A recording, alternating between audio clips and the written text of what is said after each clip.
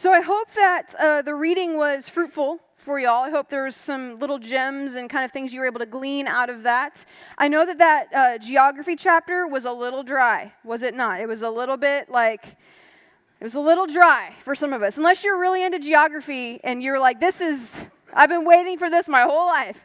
But I have a feeling most of us weren't. But it's a little bit of a dry chapter. But hopefully you push through, learn some new words, learn some new concepts. So tonight what I'm going to do is I'm going to offer us a little bit of a quick overview, like 30,000-foot view of the Old Testament. Some key things to remember as we approach the Old Testament. And some key kind of like major story points or the story arc that we need to grasp onto. And then I'm going to specifically kind of zero in on some aspects of Genesis. Because the Old Testament is quite large, if you haven't noticed, and we have 8 weeks to do it. So we're going to kind of touch the major things, and then I'm going to rely on the reading and the assignments to kind of supplement that. Because I can't cover all of it in 8 weeks. It's just not doable. So I'm going to kind of give us the high points and some strategies and some like major key things that we have to be able to grasp. And then the reading and other things are going to supplement that, okay? So here we go. This is a quote from your book. It says, the Old Testament's objective is not transformed lives, though knowing God should transform one's life. The Old Testament's objective is not the adoption of a value system, though a value system would certainly be the outcome of knowing God in a real way. The Old Testament is not a repository of historical role models, dusty hymns, and obscure prophetic sayings, but it is God's invitation to hear his story. The Old Testament is God's invitation to hear his story. Think about that for a second. Because sometimes when we open the Bible, and we talked about this in our biblical interpretation unit, sometimes our gut instinct and kind of the reason we go to the Bible is to treat it like a rule book, to treat it kind of as like a blueprint for our lives, to treat it as a method and as a way of kind of gaining information.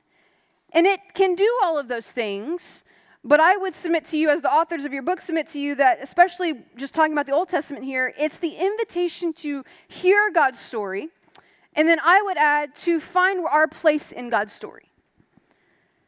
So the Old Testament is not going to play by our modern rules. It's not a modern science book, as Genesis 1 through 3 will quickly reveal to you.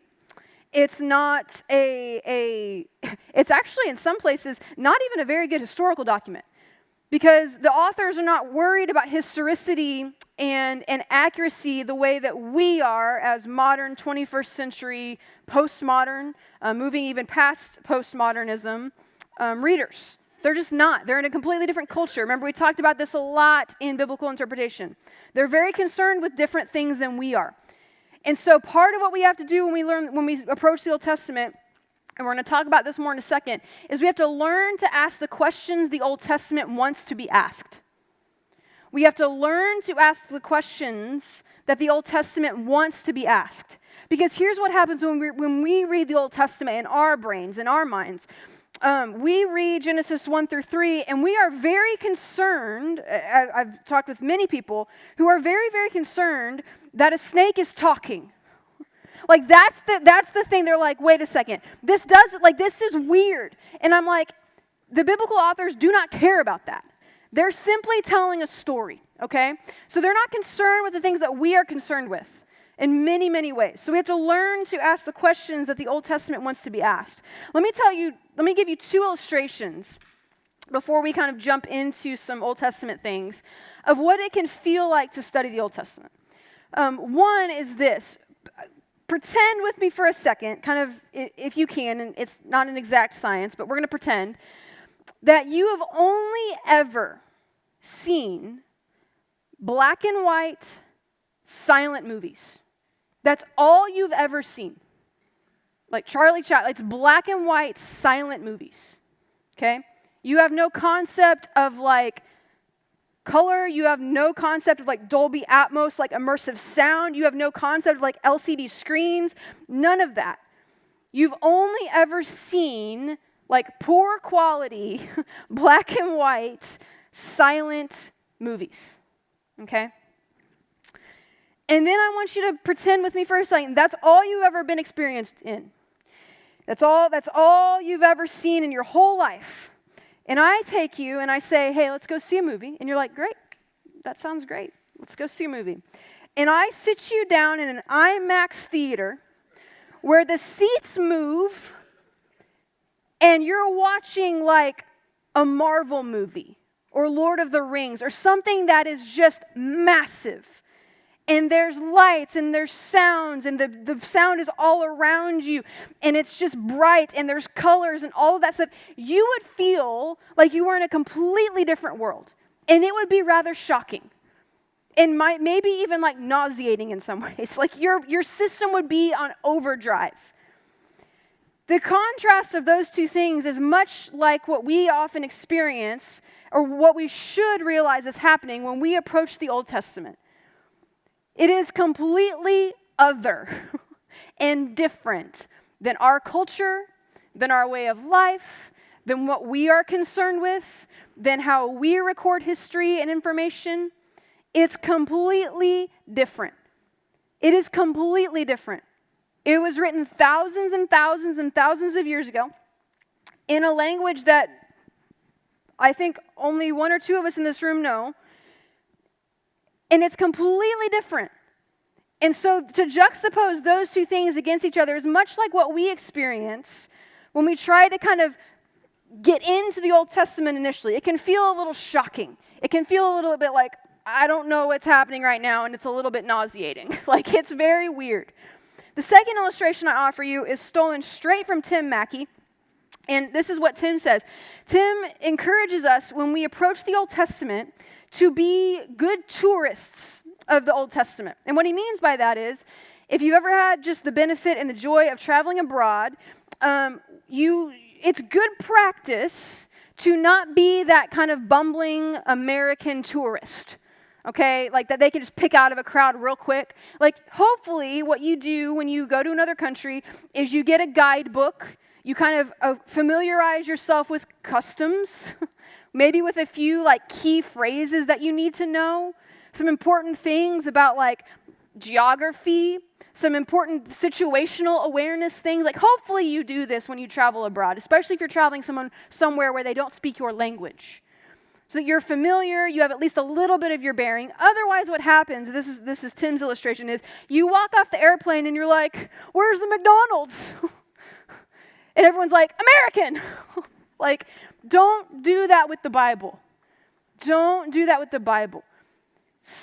Get those guidebooks. This is what we spent the past 8 weeks doing, is trying to give ourselves a little bit of a guidebook, give ourselves some tools, give ourselves a little bit of understanding about things like context, and how to research that and culture and language and all of that, so that when we approach the Old Testament, we're good tourists. Does that make sense? Yeah? Okay. So just kind of, we're stepping into a whole new world, just like Aladdin. It's a whole new world out there, okay? Okay, so key things when we approach the Old Testament. Hebrew literature is not our literature. It is vastly different. It is vastly different. We must learn how the Old Testament wants to be read as the type of literature it actually is. And what I mean by that is this is ancient Near Eastern literature. This is not 21st century English lit. This isn't even 18th century English lit. Okay? This is completely different. Completely different. And here's another thing that we have a hard time with, and we're going to unpack this for the next 8 weeks, for the next 7 weeks. This is going to come up over and over again, is that we are very concerned with, quote, historical accuracy. Postmodernism, this is kind of a newer, in the grand scheme of like the history of time, this is a newer development that we are deeply concerned with historical accuracy, okay? And here's one of the things that we're going to talk about a lot is Old Testament writers weren't. Not in the same way we are. They have other concerns. They have other things that they're trying to do than record a historical, like, this was exactly what happened. This is why when you read 1st and 2nd Kings, 1st and 2nd Chronicles, you get different stories about the exact same thing. Different numbers are recorded. How many people were actually there? Well, this says one thing and this says another. They're not concerned with things that we're concerned with. That doesn't mean we don't trust the Bible. It just means we have to learn how the Bible wants to be read. And so especially with the Old Testament, we're going to talk a little bit more about that each week, and we're going to get a bigger picture of it, okay? I'm just laying some groundwork for us tonight. Okay. And then, like I said earlier, we need to first ask the questions the authors think are important. And this comes with practice. You're like, how on earth, Laurien, am I supposed to know what the authors think are important? What's repeated? Things like that. Things that we learned in the last session. What are some really important things that they're saying? How's language being used? What's being highlighted? What's repeated? What things are front-loaded? All those types of things. We have to kind of remove ourselves as best as we can from our current culture and what we think is happening. And that's hard. And that takes practice, and that takes research. And none of us is ever fully able to drop all of our baggage and all of our goggles at the door when we approach a text. We can't do it. But we can try, and we can at least be aware that we bring all those things to the text. Okay, this slide real quick is just, again, we're doing some groundwork. We're getting big picture ideas, and then we're going to start filling it in. This is just a slide that we used, I think, the first week of our last session. Just a reminder that the Hebrew Bible is edited together really into one single book. Yes, it has multiple books in it, but the Hebrew Bible is edited quite brilliantly by the biblical writers and the biblical editors into a single, like, flowing document. Okay, so you have the Torah, which is the law. It's the Pentateuch. It's the first 5 books. And we're going to talk more about Genesis, the first one tonight. And then in the coming weeks, next week, we're going to talk more about the next 4. But think with me, because this is going to come up in your reading all the time. You have the Torah, you have the Pentateuch, you have the law, right? And then you have the Nevi'im, the prophets. And then you have the Ketuvim, or the writings, okay? And these 3 major sections compose all of the books that we have in our Old Testament. And this distinction between them helps kind of tell the story of what God is doing through the people of Israel. Again, we're laying some groundwork of what are we getting into when we jump into the Old Testament. You have the law, the prophets, and the writings. And we're going to kind of break down a little bit of how we approach the Old Testament into these 3 groups. So tonight we're going to start with the first book, which is the first book of Torah, the first book of the Pentateuch. It's Genesis, which is in the beginning. This kind of gives us an account of how we get where we're going in the rest of the Old Testament. But it's the first book of the Pentateuch. It's very important. It's front-loaded for a reason, okay? Again, just this slide was in our previous presentation, but kind of putting it out there. Okay, this next slide, and let's talk about this for a second.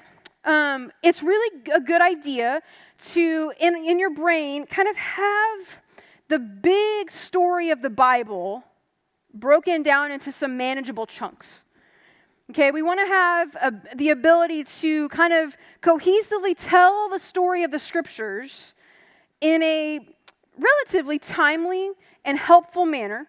And so there are several ways to do that, and you're probably going to figure out your own version of this. But here's kind of the one that I use. This is the longer form of it. I also have a shorter form of it.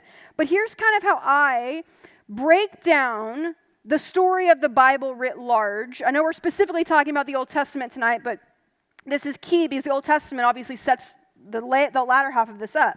So let's look at this for a second. You have creation, and then fall or curse, depending on how you want to talk about it, covenant, redemption, and then new creation. Okay? So you have creation, fall, we're just kind of this really dark, bad situation, covenant, redemption, new creation. That, if you're going to boil down the story into just really quick like bullet points, that's a decent way to do it. We can quibble over some of the words. We can even quibble over some of the references that I've given of how I want to break that down.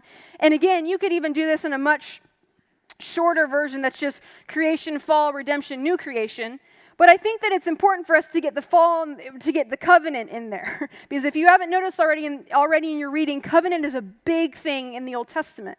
It's a big deal. We're going to spend a lot of time talking about covenant.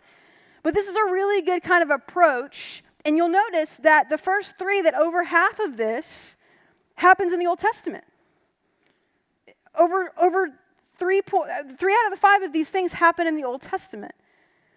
I talk to a lot of people who they're like, I really just prefer the New Testament. Even preachers and pastors that I know, they're like, I just really prefer preaching out of the New Testament. And I'm like, why? They're like, well, it's easier. There's Jesus, and it's a little bit more applicable to my people's lives. And I'm like, is it? Like, I feel like we can get just as much and should be able to get just as much out of the Old Testament. And also, just to make my point even more kind of clear, if you hold your Bible, this is the Old Testament, this is the New Testament. Okay, so it's 3/4 of it is the Old Testament. It sets up the rest of the story, and 3 of these points are Old Testament things.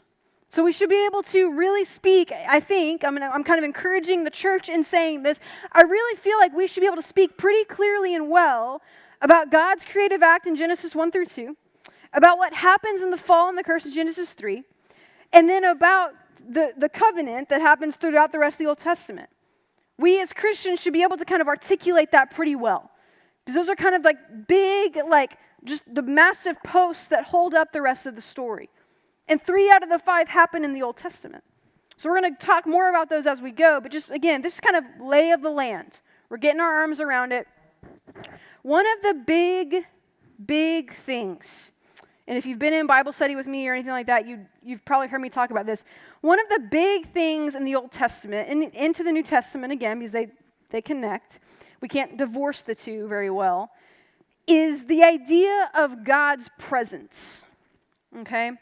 And a good question to ask ourselves whenever you're studying the Bible, kind of situating yourself within this big story, within this overarching situation that I've described here, one of the really good questions we can ask ourselves is, where are we at in the stages of God's presence? And what I mean by that is, if I'm reading something in like Chronicles, or if I'm reading something in Genesis, or if I'm reading something in Malachi, where is God's presence dwelling? That's a great question to ask ourselves, because it moves. It moves. And here's an illustration of what that looks like. The first one is Eden. Okay, so God walks and is present with Adam and Eve. He comes and walks with them in the cool of the day. This is what we're told. The second one is that God is present in the covenant. Okay, and again, we can quibble about some of this, but this, again, big picture things. And we're gonna put some information on this as we go. We're outlining a bunch of things right now. The next is he's in the Exodus bush and he's on Sinai. Okay?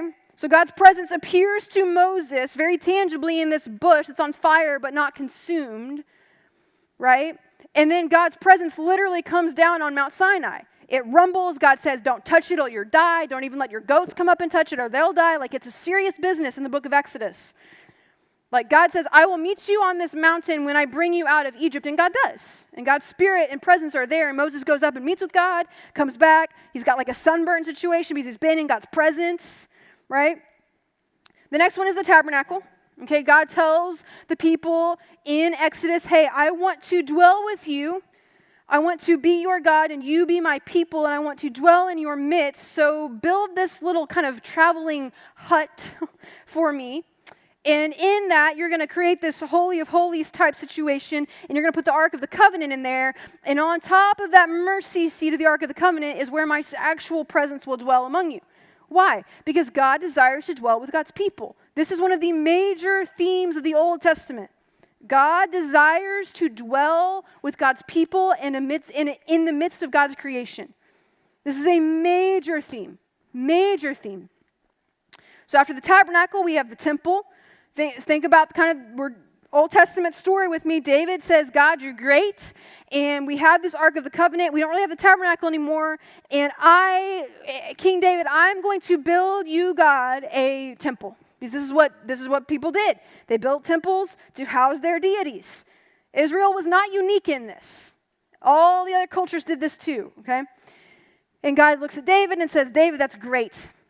Kudos to you. You got too much blood on your hands, though. So your son Solomon is going to build the temple. So we have Solomon creates this beautiful temple. They have a massive temple dedication ceremony that goes on for chapters and chapters and chapters that we'll read more about when we get to those books. And God's spirit and God's presence comes and fills that first temple, Solomon's temple. And it rumbles and it quakes and there's smoke and it's like really scary. And God dwells with God's people there. Okay? Now, here's kind of the caveat to this whole temple situation is you have the temple built by Solomon. That's the first temple, Solomon's temple. And then that temple gets destroyed, okay? And one of the big issues you come into in like the narrative tension of the Old Testament is, what do we do now that the temple is destroyed?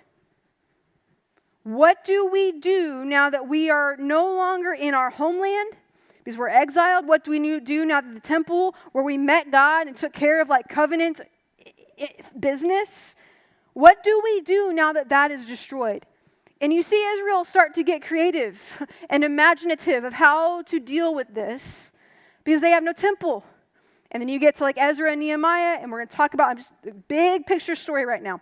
We're going to get to Ezra and Nehemiah. We're going to get these people coming together and say, hey, we need to rebuild the wall of Jerusalem, and we also need to rebuild the temple because we have some major problems because the covenantal implications of this are very bad for us. That one, we're not in our homeland because that's a covenant curse that we've been expelled from our homeland. And two, that we can't like sacrifice. That's a big deal. Hold on, we'll take questions a little bit. That's a big deal, massive deal. And we'll talk more about that as we go. But then you get this second temple built, okay? And we have a problem with the second temple. God's Spirit, God's presence, never comes and fills that second temple. It never does. Remember back with me, I told you when Solomon has this massive temple dedication ceremony, it is very clear because God's presence is very clear. It rumbles, it quakes, it's dangerous, but it's holy and beautiful and all those things. This never happens with the second temple. So we're still caught in this like in-between stage after the first temple is destroyed and the second temple is built. The second temple is the one that Jesus would go to, okay? That temple, the second temple, was destroyed in 70 AD. So you have temple, but even within the temple, you have this tension because the second temple isn't accomplishing what it should. The covenant has been broken, God's Spirit has left, just like God said it would, and the people are like, what do we do? So not only when we get to the gap between the Old Testament and the New Testament do we have 400 years of silence, we have 400 plus years of like the temple not really working. And that's bad. Like we're kind of like, oh, not really, that's difficult, hate that for them. No, it's bad, like it's bad. Like it's bad. I cannot explain to you how bad. You guys thought it was bad during the COVID shutdown that we couldn't like come to church? Nothing compared to that. Like it's bad for them not to have a temple filled with God's presence. So after the temple, what happens? The incarnation. Jesus comes. Jesus, fully God, fully man, comes and is God and is present among us. Right? So you have this incarnation. You have God literally dwelling again with God's people. This is great. This is good news. Fantastic. Praise God. And then you have Pentecost. Us, we are now the temple of the living God. Paul tells us this over and over again. We are the temple. Ephesians, he talks about this too. God's Spirit dwells in us. We are now where God's Spirit dwells, which is crazy. Like, how have we gotten over that? How are we not like freaking out about that right now? I don't know. Like, we're all comfortable with that idea. That should like blow our minds. That should blow our minds. The New Testament tells us, I know we're talking about the Old Testament, but again, we can't divorce the two. The New Testament tells us, friends, that the same Spirit that raised Jesus from the dead lives in you. That should blow your mind. That's crazy. So we are now the place where God's Spirit, God's presence dwells, and then we'll get to the end where new creation, where God's presence literally permeates everything and is present everywhere. Okay? Let's pause right there real quick. And we have microphones kind of at some tables, so be sure if you have a question, you grab one of those and turn it on. Again, we're just laying some foundational information right now, and we're going to start filling it in. Okay? But we'll pause real quick and take some questions or comments. Yes? Is the only difference between the tabernacle and the temple, is the temple like the tabernacle but permanent? Yeah, basically. Yeah. So when they say God tabernacles among us, it's more of like the temple idea, like the transitory idea, I should say, than... Tabernacle, it just means he's dwelling. So it's the question of where is God's Spirit dwelling. So the tabernacle is just a mobile temple, really. The temple is permanent, it's bigger, it's more impressive, it's got a lot more bells and whistles, but it accomplishes the same goal. Okay, and then when they were in exile, did they take the ark with them? And why didn't they just reestablish a tent? We do not know. The ark was probably taken and destroyed or held by their enemies. So it wasn't in the second temple? I feel like I should know the answer to that, like right now, and I can't remember. And if you would have asked me 10 minutes ago, I could have told you. But now I'm doubting myself really hard. What were you gonna think? That I don't even want to say it now. Just hold that thought. Hold that thought. I don't want to make something up just to satisfy that. So just hold that thought for now. But I think the answer to that is no, because we don't really have an account of the ark after things start going wonky with exile and them being taken off and stuff like that. So yeah. What else? I have Yes, two Tracy. questions actually on that ark thing. Yeah. If wasn't God's presence in the ark It's also? well just above yeah, Above it or technically speaking, sort but of yes. on it, Yeah, it was representative whatever. of yes. So if that were the case, then it probably wouldn't have been in the second temple because you said his presence wasn't in there. I think that's correct as far as Second Temple and Ark, but again, I should know the answer to that right now, but I Okay. don't. So we're all just So I have a together. second question. Yes, go for it. The whole covenant theology Yeah, idea, I noticed immediately that is a big, obviously the authors of this book Yeah. love covenant theology. Yeah. And so I've always, in the Presbyterian Church, Sure. understood that that's a big part of Presbyterian theology also, Yeah. correct? Yes. So I'm just wondering, without getting into a huge thing, Yeah. other denominations do not particularly adhere to covenant theology? They They do. recognize covenants, obviously, Yes. because they're biblical, but they don't, what's the... Presbyterians just emphasize it a little bit more than others. That's kind of a safer answer, I feel like. Presbyterians it's one of the things that they kind of really emphasize. Other denominations are all about covenants too. It's just not as much a part of their language and like even their like doctrinal statements and that kind of stuff. But yeah, I mean, covenant language is biblical. And Presbyterians why are is just that? really It's a way to kind of chronologize things, yeah, right? Yeah, it's a way to kind of see the story happening and see how God is relating to humans. I mean, over it always time. has made so much sense to me, but Yeah. that's because I've grown up in Presbyterian Yeah, churches. in other so- churches, I mean, I grew up not Presbyterian, and I had a very good grasp on covenants as a young person. So it's not like other denominations are like on covenants. It's Right. just Presbyterians are like, yes, like it's like their thing. Right. So at the detriment of other things, which is what denominations do, right? Right. So, but yeah, great question. Okay. Microphone, we're kind of passing it around. It's coming to you, Connie. I don't really know. We need it so that we can hear you on the video. There you go. I just wanted to mention that the Babylonians took the ark We think, when the temple went down, and it's not mentioned after that. yeah, there's a lot of argument about Yeah. if that happened, where that happened. So yeah, I don't make any definitive statements about where the ark is because no one knows. No one knows. Anything else before we continue on? Great questions. Yes, there's a mic on that table behind you there. We got two. Work in the room. Okay, so when you were saying that the Spirit of God never actually made it into the second temple, and then the incarnation came, where now do the Jewish people sit on that? If he Yeah. never incarnated, and if he never came into that second temple, Yeah. where is he? Where was his presence? Are they still waiting for his presence? They've had to get creative and imaginative, which is not a bad thing. We're like, well, it's not a bad thing. When they were in exile, they had to figure out how do we remain in relationship with our God, who's given us really strict information on how to do that via the covenant, which involves sacrifice and purification, all that stuff. How are we to continue in right relationship with God if we don't have the infrastructure in which to do that? So they had to get creative. And if you read the history surrounding kind of that, you get some of the rabbinical writings and things. They were getting kind of creative, and it becomes more of you start seeing language about like sacrifice of the heart and purification of one's heart and of one's making sure that one is, living right and continuing to try to be in relationship with God apart from sacrifice, because they're not sacrificing animals now. You go to Jerusalem today, there's not They're not sacrificing animals like that. That's kind of gone by the wayside. So as far as where they think God is today, a lot of that depends on what type of Jewish culture you're asking. So you have like Hasidic Jews, you have some other just types of pockets of Jewish practice.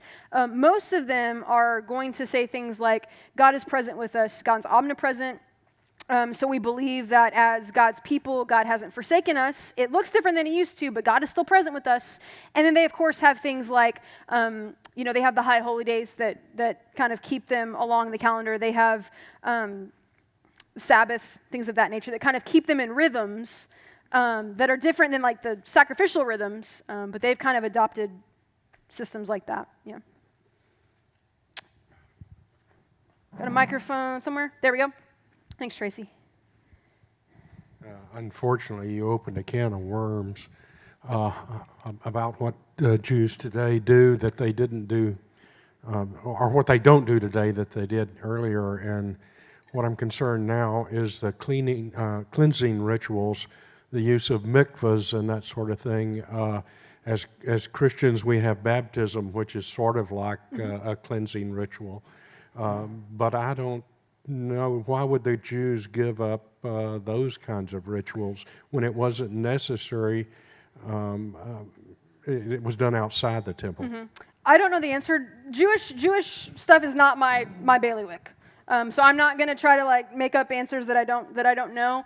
I don't know about a ton about like where in history they decided to kind of reimagine and abandon different practices or why. That's just not my wheelhouse, and that's an ongoing conversation even in their circles. So yeah, good question. I don't have all the details. So yeah. Okay, let's move along, because hopefully between the reading and between what we're going to keep doing as we move forward, we've kind of realized a few things at this point. One, the Old Testament's weird, and that's okay. It's different types of literature, but it's bound together by this big story arc of God dwelling with God's people, and that being the desire of the Creator. Okay, and we're going to unpack this specifically from Genesis here in a minute, but this is really the heartbeat of the Bible writ large, but especially even of the Old Testament, where we see over and over and over again, God, especially again in that covenantal language of saying, I want to dwell with you and be your God, and you will be my people. Okay, so again, if you're just trying to gather some really big things, remember, covenant language is important. God dwelling with God's people is important, and that overarching storyline of creation, fall, curse, covenant, redemption, new creation, all that stuff. Important big picture things. For when we come to the Old Testament, how are we situating ourselves in it? Okay, so we're going to kind of like try to get comfortable in a world that's not super comfortable to us right now, but we're going to get better at it as we go along. Okay, much like we have kind of stages here, and we got that kind of big storyline, I want to unpack some key signposts from the book of Genesis. Okay, so you read the chapter on Genesis. Genesis is a really big deal. It's a huge deal. Why? Because it lays the foundation for everything. This is where we get covenant language. This is where we get God choosing and picking out a family to then represent him back into the world, which becomes the whole story of what we're supposed to be doing. Genesis is massive. It's a very long book. It gives us a bunch of information, and it's hugely important. It's hugely important. So some key things in Genesis that we need to get our arms around. One is the creation story, which we're going to unpack more in a second. The second is the fall, which we're also going to unpack more in a second. I'm just giving you Genesis kind of broken down real quickly. This one might surprise you. The spread of evil. So you have Cain, and then you have Lamech, who happens later on in that chapter. So the story kind of thus far goes like this. God creates the world, right? He creates the land and the sea and all that stuff, and we're going to talk even more about that in a second. But God creates. It's a speaking act. God speaks things into existence and creates this inhabitable place where God then wants to put his image bearers, right? That's you and I. His actually, you can actually take that word, his little idols. That's literally like his little image bearers. his little pictures of himself, that's us, into this inhabitable place that he's created out of what was previously very inhabitable. He creates this beautiful place, plops us down, and says, I want you to rule this place on my behalf as my kind of vice regents and my image bearers. But the humans decide we would rather be the ones in charge and not simply be the ones kind of doing someone else's business. Like, we don't really like that. So we're going to rebel, and we're going to do what we want to do. And so then you get the fall or the curse. Now, a few key things about the fall and the curse that sometimes we kind of zip over or we miss. The big one that I always try to point out to people is the relational elements that are broken in the fall and the curse. Not just between God and humanity. Obviously, that is broken. Something shifts. Something shifts because they are expelled from the garden. They're expelled from God's presence. Right? This is where God would walk with them in the cool of the day. So they're expelled from God's presence, but they're also expelled from the tree of life. This is an interesting narrative that we don't really talk about a whole lot. You have the tree of the knowledge of good and evil. Don't eat from that one. But there's also the tree of life in this garden. And they're expelled from that. Why does God tell them that, hey, if you eat of this other tree, you shall surely die? But they don't immediately die. The way the story plays out, if we're able to, which we're not, if you're able to approach it as if you've never read it before, there's tension that's happening. Because the author tells us, hey, God told the people, the day you eat of this tree of the knowledge of good and evil, if you do that, you will surely die. The Hebrew is dying, you will die. The Hebrew is not playing around there. It's very poetic. It's very intense. It is heightened language. Dying, you shall die. So us as readers, if you're approaching it as kind of the first time you're reading it, you would think that literally as soon as they eat that fruit, that you would expect them to die. But they don't. So that begs the question, why? Does that mean, it's all that it means is, it's like you will eventually die and it's this long-term death and expulsion from the garden? There's a lot of biblical scholars that tie this into this idea that they were also expelled from the tree of life, that they were not commanded not to eat from. So there's a lot happening in this story that we just kind of glaze right over often because we kind of have the story in our brains from Sunday school, which isn't a bad thing, but there's way more to unpack and to see, and we're going to continue that conversation here in a minute. But you have this relational brokenness that happens in the fall. Not only are they expelled from the garden, expelled from God's presence, expelled from life itself, but there's also relational enmity between them. You have this language of where she's the woman is going to desire her husband, and he is going to rule over you. You guys realize that that's curse language.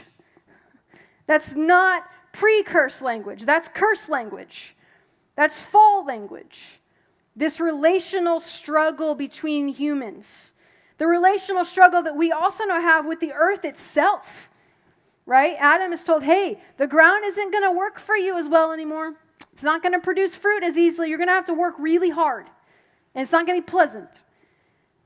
We're also told that Eve is going to experience pain in childbearing. There's also this idea in the Hebrew that I think is really important, especially moving into this third point, talking about this spread of evil and this relational enmity. There's a way of reading that whole you'll experience pain in childbirth. Yeah, childbirth is painful, but there's also this connotation within the Hebrew and within the story of you will experience pain as a result of childbirth. Because the relational things are broken. The children that you birth, there is relational problems already in play there. And all of you who have kids are like, yep. And what does the story tell us? It tells us immediately. Eve has 2 sons. What happens? One kills the other. There is relational brokenness. The fruit of her womb is the pain of childbearing is enduring. It's not like, I healed 6 weeks later and all was well. No. There is ongoing pain. There's ongoing brokenness in the world. This is how the story plays out. You have Cain and Abel on the scene. Cain kills his brother Abel. And then God has some conversations with Cain about that. And if you notice how the story plays out, when Adam and Eve are expelled from the garden, which direction do they go? East. Which direction does Cain go? Say it again. East. The biblical author of the authors, plural, I use that intentionally, of Genesis 1 through 3 and 4, are painting a picture of humanity moving further and further and further away from the way things are supposed to be. This is why John Steinbeck named his book East of Eden. It's broken. The world is broken. Why is it broken? Because Cain goes off and founds the first city. Okay? So Cain is the archetype. The authors of Genesis are wanting us to grasp this idea. Cain is the archetype and kind of the builder and the architect of human cities following the curse. So if the first city is built by a murderer, it's not looking good. It's not a good thing. And if you keep reading at the end of chapter 4 of Genesis, you get this story of a guy named Lamech who kind of comes down the genealogy, boop, boop, boop, boop, boop, like way far down there, a couple hundred years later. And Lamech says this.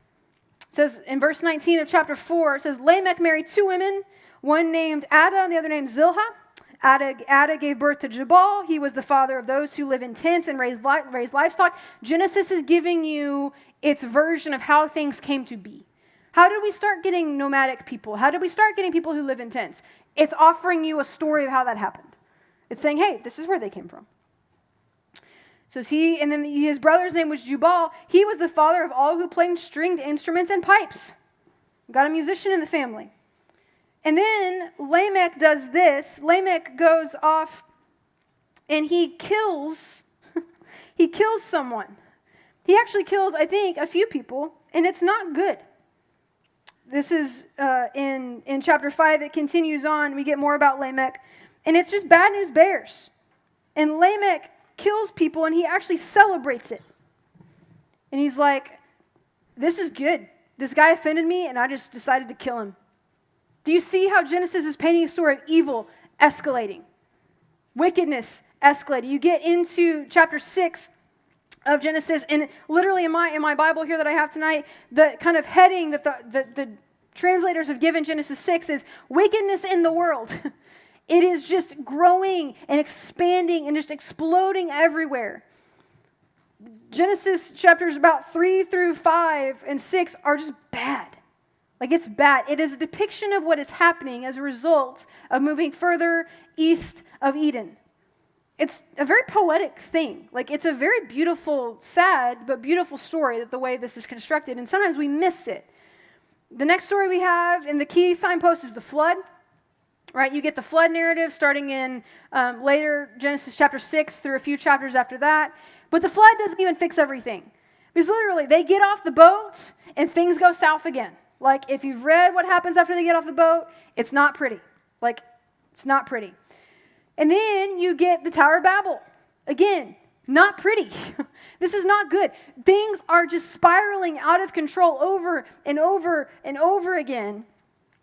And you get this Tower of Babel where the people are like, you get this narrative of, we will be like God. We will be like God. We're going to build a tower up into the heavens. Why? So that we can be like God. We can be important. We can be kind of cool and in charge and all that stuff. And God says, no. And this is an origin story, again, of why we have multiple languages. This Genesis is kind of offering this to us. The Lord scatters all those people. And then we're just kind of left wondering in the middle of Genesis 11, what is the point? What is the point? There's tension that's been building since Genesis chapter 3, since the fall and the curse, and the expulsion from God's presence, and the expulsion from the tree of life. It's just gone from bad to worse, even after the flood. Even after God kind of spreads people out over the earth after Babel, it doesn't get better. And so there is tension in the story. The biblical authors knew what they were doing. I mentioned this several times in our past kind of unit. They're brilliant authors. They're brilliant writers. There's like conflict. Like, we need solution. We need some type of like hero to step in and fix it. And we don't have that yet. So then you get Genesis chapter 11 that rolls around. And thank goodness we begin being introduced to some key people. Abraham, who's Abram at this point, pops on the scene. And for no reason whatsoever, God picks Abram. We're not told. He wasn't even following God. He was following other gods in Tehran with his father and grandfather and their family. He wasn't like, there was no like Judaism at this point. There were just people who like somehow knew God like Noah and walked with God. We don't know how that happened. Again, the biblical authors aren't super concerned with explaining that to us. Like, how did Noah know who God was when everyone else around him was wicked? I don't know. We're not given that information. Anyways, Abram is living in a pagan system, and God just shows up. The Bible's weird, y'all. God just shows up to Abram and is like, I want you to leave everything you've ever known and follow me. And Abram's like, let's go. Let's load it up. Let's go. And they do. And not only do he and his wife go, but he takes his nephew Lot with him, and they kind of set off and begin this journey of figuring out more deeply what this covenant language means. And then you get Abraham, Isaac, Jacob, and then at the end you get the Joseph cycle. These are the key things, signposts, major things that are happening in Genesis. Major things that are happening in Genesis. If you want to be able to tell the story of Genesis well, I would argue that these are some things that you need to be able to latch onto. And then the rest is like filler. I don't say that meaning like it's secondary. I just mean like it helps support these kind of pillars. And if we don't have a grasp on this when we approach Genesis, and then especially when we come to approach the whole Bible, Genesis is incredibly important, then we're going to start missing things. We're going to miss what's happening. We're going to miss how things are actually pointing back to Genesis, how things are pointing back to Abraham and Isaac and Jacob and the fall and all that stuff. Okay, so these are some key signposts to get our arms around. FYI, this picture here is the sacrifice of Isaac, and in Hebrew language it's called the Achidah, but this is the sacrifice of Isaac, and it is, there's in rabbinic kind of Midrash, which is rabbinic kind of commentary on the scriptures, is called the Midrash. There's an ancient Midrash that says, because if you read the Old Testament especially, you get a lot about Abraham, and you actually get a lot about Jacob.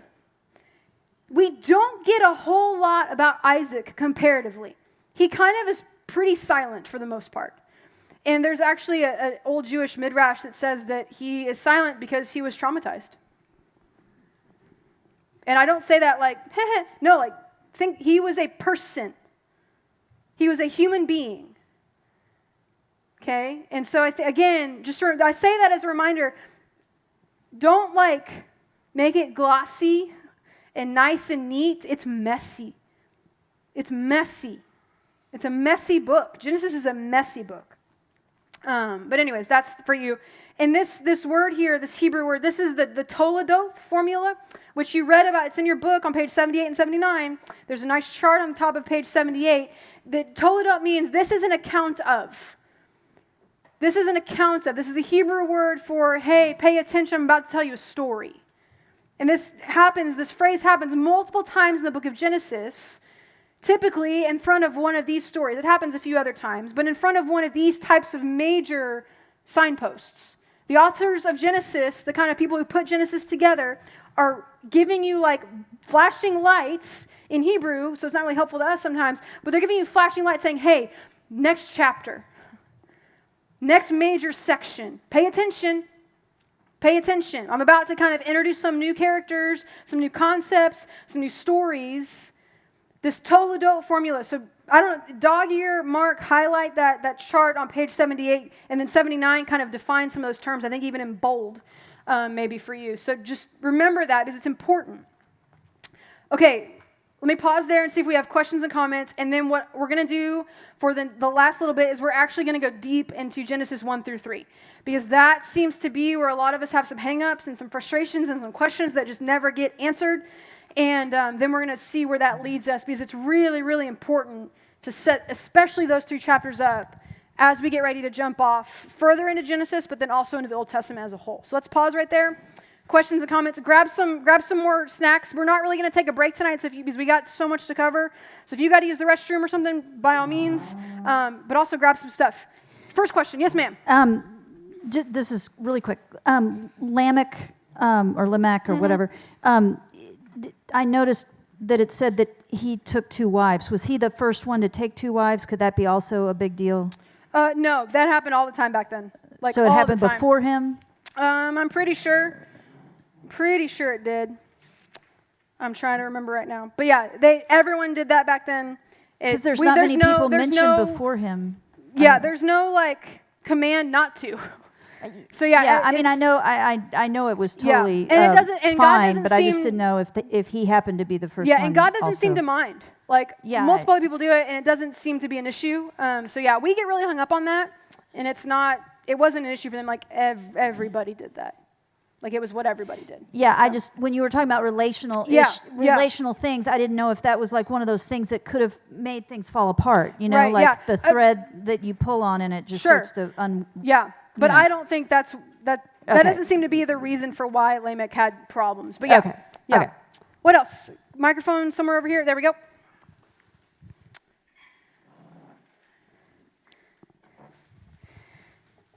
So I'm going to ask you to tell me what you think God was thinking. Okay. So if the people were fallen and all this evil happened before the flood, and he was putting the same kind of people in the boat, right? Did he really think when they got out of the boat and they started doing their thing that they were going to be any different? It seems to be, again, it's a great question. Obviously, I can't tell you the mind of God, but here's what I can offer. God seems to be in the business of picking out a family or picking out a people to then work through. He does this very clearly with Abram, but he also does it with Noah. He picks Noah's family partially because they're really, if you read the text, they're pretty much, according to the text, like the only righteous people around. Like it's messy, it's violent, it's bad.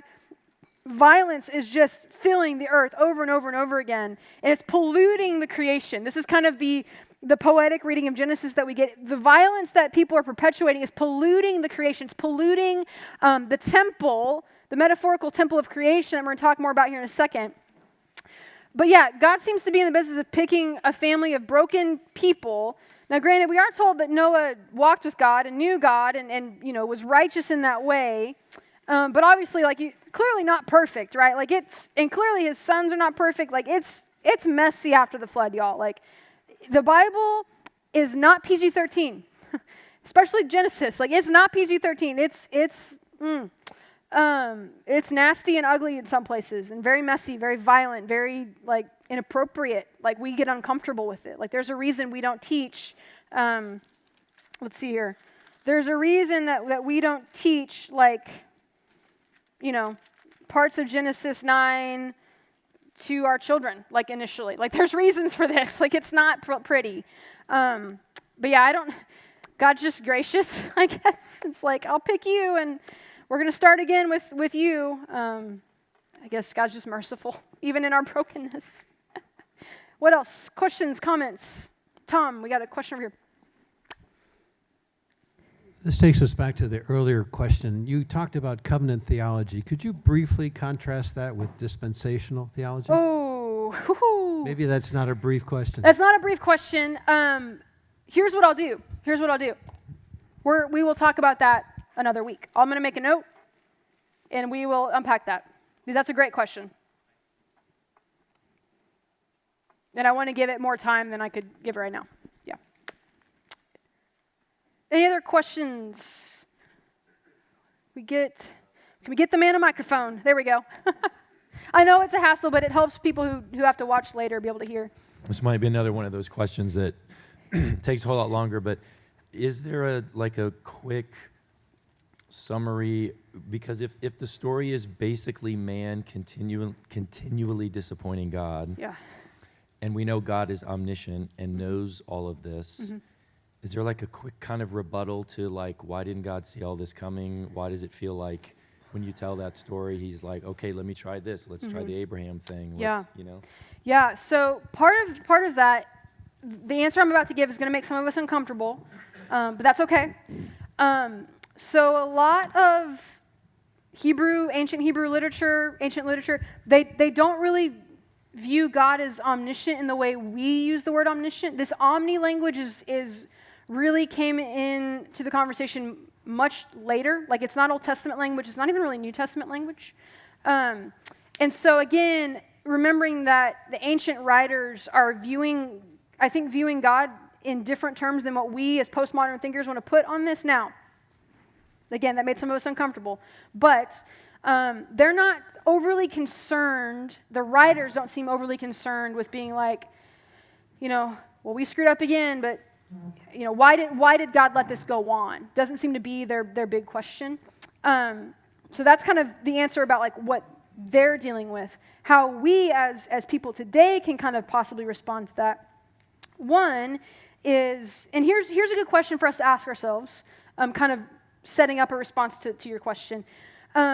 When God creates, the word is bara, when God baravs in Genesis 1 and 2, does God create a perfect world? Or does God create a good world? And that's a value, that's a question that has value. It's a very interesting question because we're told 7 times in the creation narrative, which is important. You get 7 multiple times in the creation narrative. We're told that God says it's good. And then when God creates humans, he said it's very good. But nowhere do we get the language of perfection, right?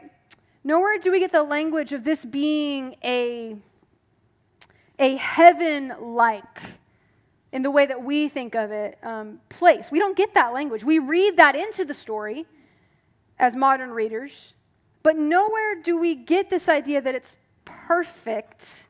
We get that it's very good, that it does exactly what it's supposed to do, that it's built to sustain itself as God, as the creator, and as us as kind of vice regents. We get good and very good language.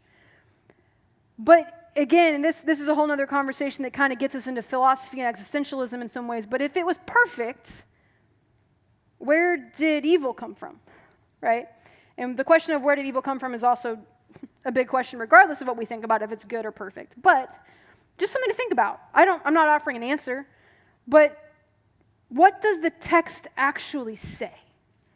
Not what have we read into the text, not what did we hear in Sunday school, not what do we, whatever. Let the Bible speak for itself. What does it actually say?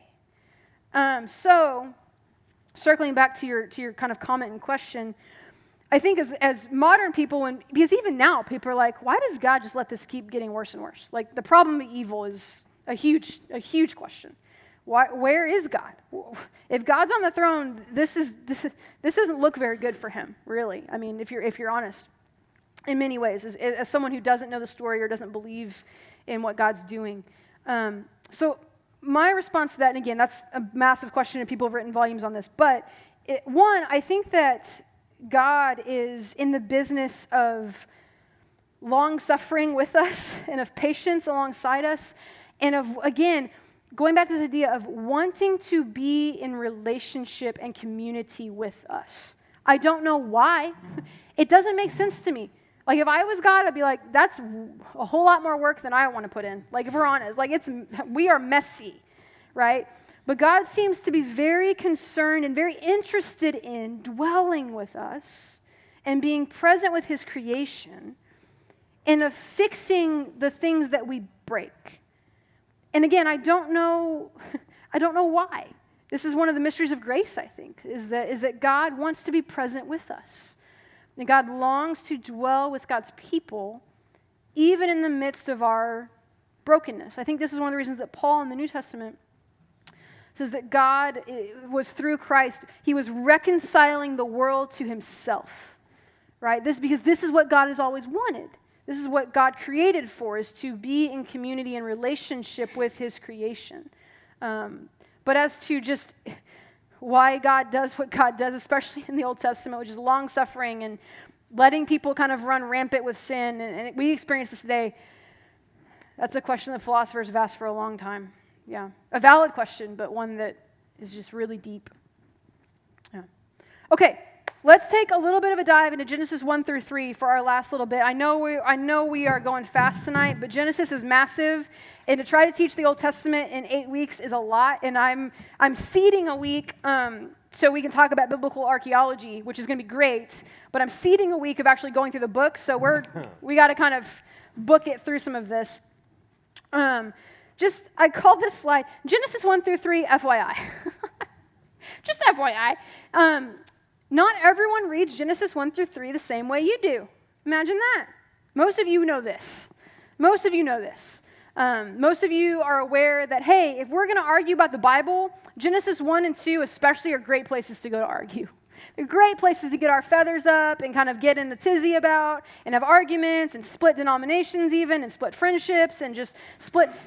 We use Genesis 1 through 3 or let it be used often as this great like dividing thing when it need not be. It need not be. But people read Genesis 1 through 3 differently. Imagine that. Genesis 1 through 3, first and foremost, is not concerned with modernity, science, and our current mindset about the world. It is not concerned with any of that. They did not think the world was round. Did you know that? They did not think the earth was round. They had a completely different concept. I'm going to show you a picture in a little bit of what ancient cultures actually believed the cosmos looked like. So when we read Genesis 1, the first verse, in the beginning God created the heavens and the earth, we think earth. Globe. Most of us, we're like, yeah. Nope. Not what they thought. They had no concept of that actually as being a thing. They read this and they're like, in the beginning, God created the heavens, the sky, the space above us, and the earth. The land. That's what that means. It's not like the earth. We think earth is like the globe, the planet. No. The heavens, the sky, and the ground, the earth. So they are not concerned, the writers of Genesis 1 through 2, and I mentioned this, I think, when we were doing our first rotation of stuff. Genesis 1 through 2 actually give contrasting, contradictory stories of the creation account. The order is different. Things are different. Things happen differently in those two chapters. They're both creation accounts. Genesis 1 through 2 are both creation accounts told differently. Most biblical scholars think they were written by two different authors at two very different periods of time. Okay? They both tell the story of God as the original creator, as God being all-powerful, as God speaking things into existence, but they're concerned with telling the story differently. Why? Because their audiences were different. Their goals in telling the story were different, and that's okay. We unpacked that all in our past session, but Genesis 1 through 3 is not concerned with modernity and science the way we often are. Why? Because they didn't know any of that back then. It wasn't a thing. They had no concept of these things. So that we try to read into it and be like, well, how does this fit? It doesn't. Because they're not concerned with answering the questions that we want answered. They're not concerned with that. Okay, obviously, one of the big things that we come into when we talk about Genesis 1 through 3 is creation and evolution debates. We are not going to do that here. One, because I am so incredibly tired of that conversation. I can't do it anymore. There are a few conversations about the Bible that I'm like, it's someone else's time. You lead that. Like, I lack the energy to do it. Why? Because I grew up, I was very blessed. My parents sacrificed a lot, and I grew up in private school, K through 12. And we grew up with 7 literal days. And if you didn't believe that, you were a heretic and a horrible person. And I have since changed my mind a lot on that. I'm not going to tell you exactly where I land, but just be aware that people have very different opinions than you, even within the church. Even within this room, I bet that we disagree on things, and that's okay. I will tell you this one quick illustration story. I worked in oil and gas for 8 years, and before I started working for Jesus, and that was a joke. And And so it's a great mission field to be just around people in those situations. And so I was a manager, so I had employees who worked for me.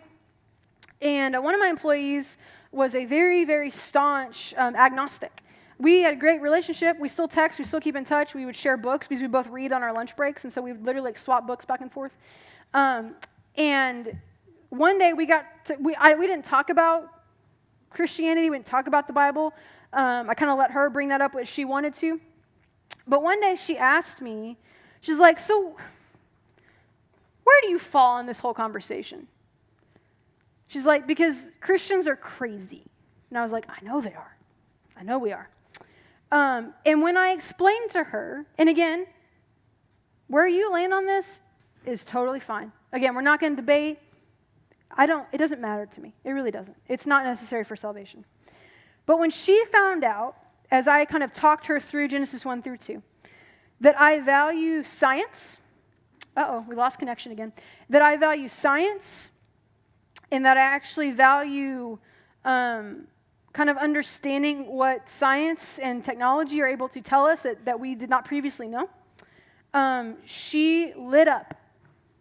And it opened the door to so many conversations, rather than me giving her an answer that was going to just shut that conversation down for her, because she wasn't able to be like, yeah, I'm on the same page with you.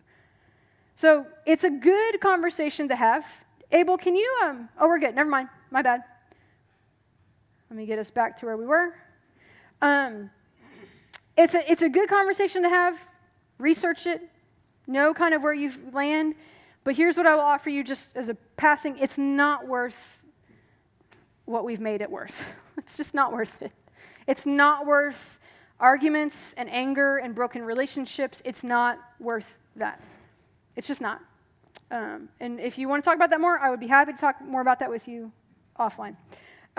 Okay, so that's one of the big things that we come into contact with here. The other is, did you guys know, there's a massive conversation amongst historians, amongst biblical scholars, even amongst people who love Jesus and attend church, as to if Adam and Eve were actually historical figures. I'm just letting you know about conversations in biblical scholarship. I'm just giving you information so that you're not like caught off guard, so that you can also just go research it on your own. I'm going to tell you about some books if you want. This is stuff that I just don't have the time to go into, but I want you to be aware of it, because biblical scholarship is a wide, vast thing. This is a thing. This is a conversation. It's a valid conversation in many ways. There's interesting conversations happening around this. Have been for a long time. Okay. Also, it's important to know, and your textbook goes into this a little bit, that Genesis 1 through 2 especially is not the only ancient Near East creation story that we have in the annals of history. Okay? It's not the only one. And it is in many ways very unique. It's very unique. But in many ways it's also not. Why? Because the writers are writers of their time period. So you have Babylonian documents, you have things like the Gilgamesh epic, you have the Enuma Elish, you have Egyptian origin stories of the world, of the cosmos. All cultures and peoples, they were like, we got to figure out how we got here, so we're going to tell a story to make that happen. And the ancient writers of the Bible are immersed in that world, which is kind of cool, because they're telling this beautiful, true story about the all-creating, powerful God of the universe that is relayed to us in the scriptures, and it's fantastic, and it's beautiful, and it gives us just information that's incredible. And then you also have it grounded alongside of these other like creation myths from other cultures. And it's really a cool area to study. It's a cool concept to look at about how Genesis 1 through 2 is very unique and different, but how it's also very much ancient Near Eastern literature. Because it's not like the Bible, again, remember, the biblical writers didn't like step out of their like current culture and their time and be like, I'm going to write this completely other document. No, they're enmeshed in their culture. Again, I'm just giving you all information. I'm just telling you things that are out there so that when you go back and review the Genesis chapter as we move forward, you're like, yeah, I know that that's kind of a conversation. Or I know that there's other literature from other people groups that was written in this same kind of style that has, again, similar but also very different information, okay? And your textbook kind of mentioned that. Let's see here. Okay, fall curse story language. I talked about that a little bit.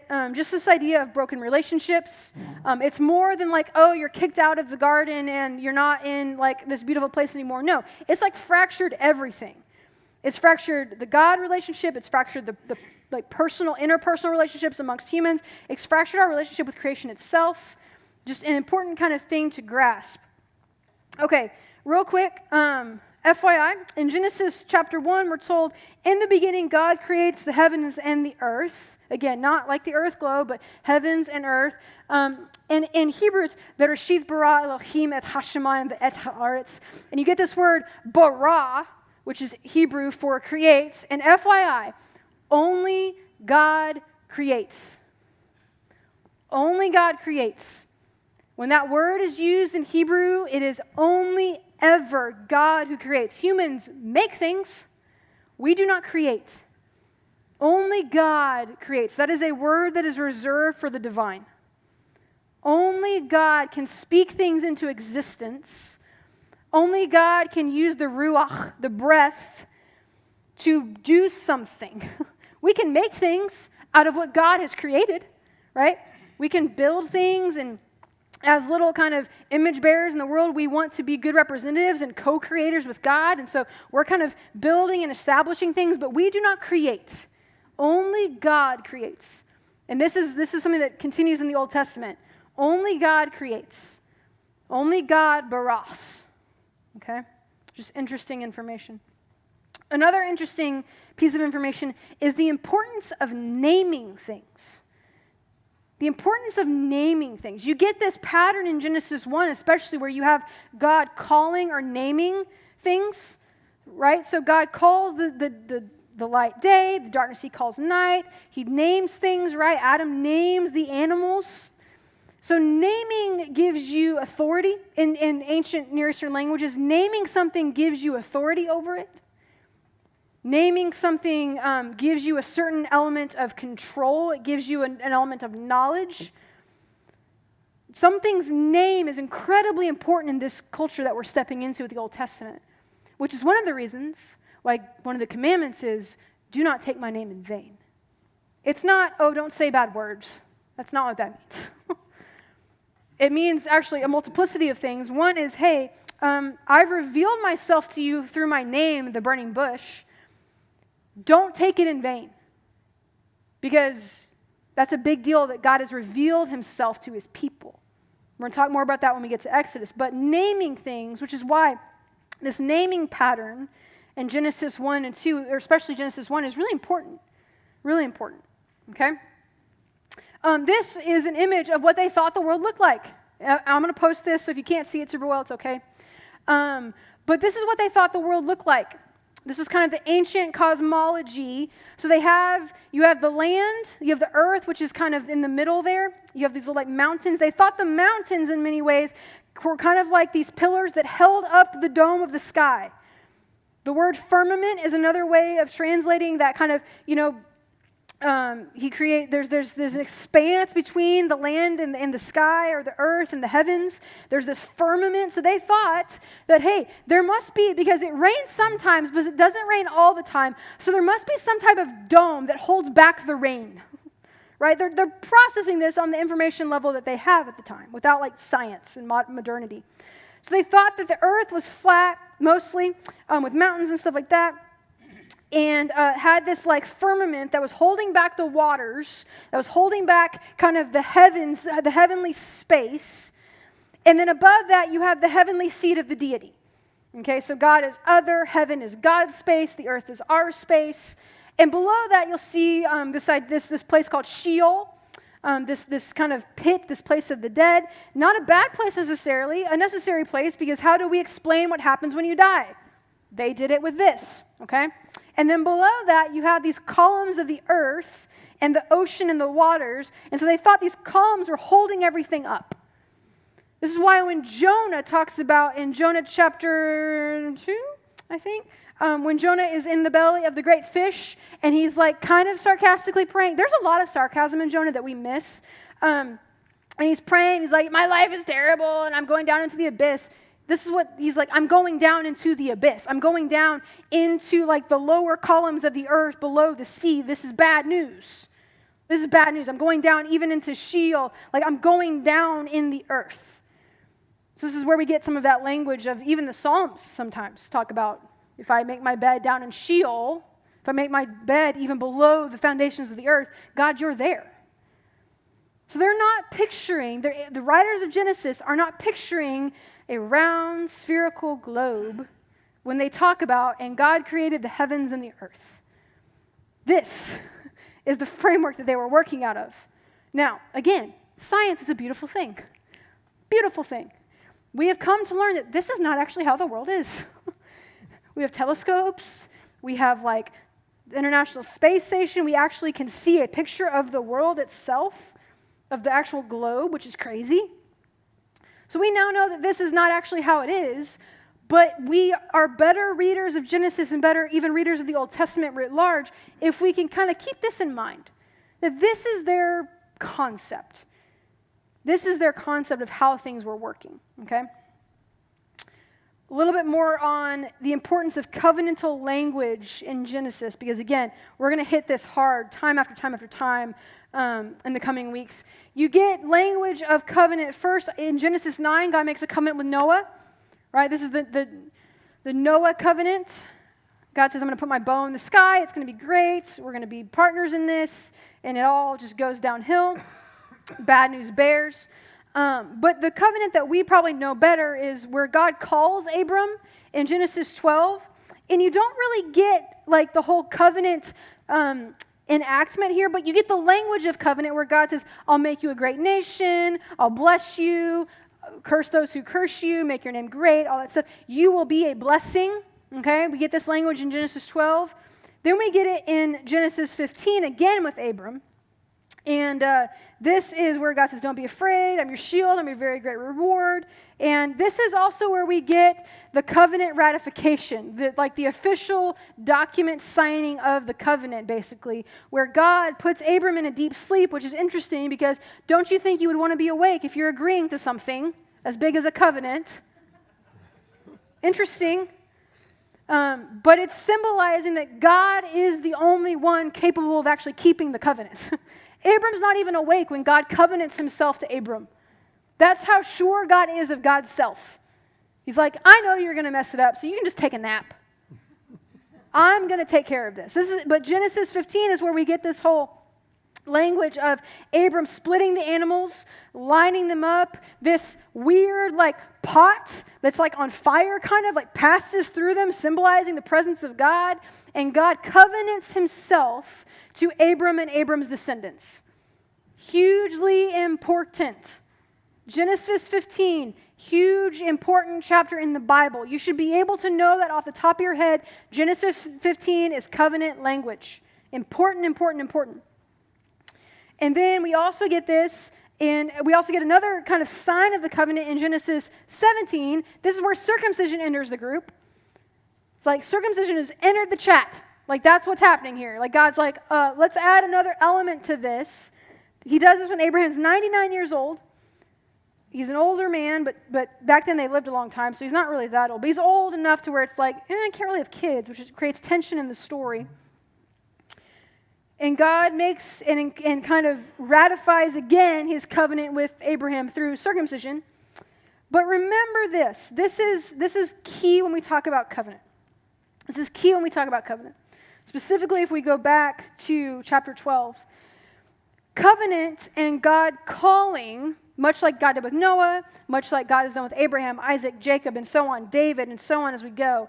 Covenant always, always, always is for the blessing of, not the exclusion of. Let me explain what I mean by that. Sometimes maybe you'll be told, well, Christianity is really exclusive, or it's, whatever, or, God picked one family, why not help everybody? Read the language of the covenant carefully. Here's what God says in Genesis 12, chapter 2, talking to Abram. I will make you a great nation, and I will bless you, and I will make your name great, and you will be a blessing. I will bless those who bless you, and whoever curses you, I will curse, and all peoples on earth will be blessed through you.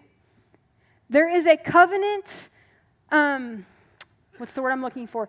There's a covenant responsibility that happens to people who God covenants himself to. And that is that we as God's people, and praise God, New Testament, Gentiles are welcomed and all that stuff, but there is a responsibility that covenant people bear towards the entire world. It's not God saying, oh, I just want to only care about this little group of people. No, God's saying, I'm going to pick this group of people so that then I can work through them the way I've wanted to work through people always, being in relationship, being present with them, being like dwelling with them, all that stuff we just talked about. So God says, I'm going to pick a people out, and I'm going to do that uniquely with them. Why? So that then it can begin to permeate the entire world as it was intended to from page 1. This is why there's language of blessing. This is why there's language of, hey, I'm going to bless you to be a blessing, and through you, I'm going to bless the world. Covenant language is not, I'm going to pick you out for the exclusion of. No, I'm going to pick you out for the blessing of. And this is just how God has chosen to do business. But God uniquely picks this family out. And we get this heritage of Abraham, Isaac, Jacob, and you get the Joseph cycle and all that stuff. But covenant language is important, not because it's exclusive. Not because it's like, oh, it's just us and Jesus over here, just us and God over here, and you don't get to play. No, no, no. When covenant is done right, everyone benefits. They just don't do it right. We don't do it right even today in many ways. Okay, I know that was a lot tonight. I know we covered a lot of ground. Let's take the last 3 minutes here. Questions, comments? We're going to unpack some more of this next week as well. Genesis is a big book, so we can't hit all of it, and we got to get into Exodus and the rest of the Pentateuch. But any questions, comments, things of that nature we can talk about for the next 3 minutes or so.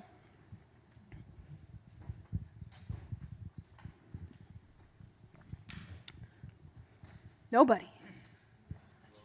We're all good. I did not cut you off from that. From the debate, yes, not from the concept. What else? Nicole. I just have a comment thanking you about when you just reached out to your coworker and listening to the lecture. It's not about getting caught up in all those debates. It's about finding that common ground so we really can share that, God wants to be in relationship with all of us. Yeah. And everyone's searching for that. So if we can I just wanted to thank you for sharing that. Genesis 1-3 is much more concerned with God relating to his creation. Yeah. Anyone else? Okay.